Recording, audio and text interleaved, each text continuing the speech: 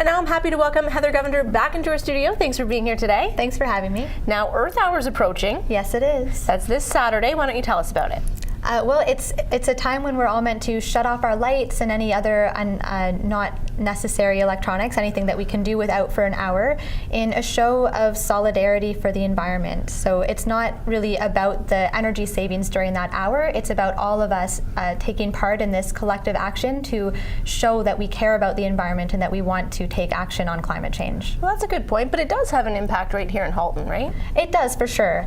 But when we all turn off our lights when it's not even peak time, that's not where we have the impact. So if you want to really cut down on your consumption, then use this as a reminder that we should turn off our lights on a daily basis and maybe do the high energy activities like doing your laundry or especially running the dryer in the evening when it's off-peak hours. Right, and well, that will reduce the amount that you have to pay as well. Absolutely. Each month, right? And this is an act of solidarity with many countries around the world as well. I believe last year 178 countries participated. Yeah, it's a global movement, and it's quite moving if you look at the satellite images after. So it sends a very powerful message to our elected representatives and to each other that we are all in this together and that we all want to see change.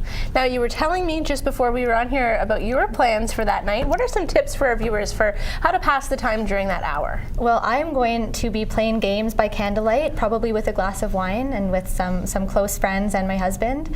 It's also great to go outside and look at the stars while everyone has their lights out. Hopefully you'll be able to look down the road and all your neighbors will have their lights off as well.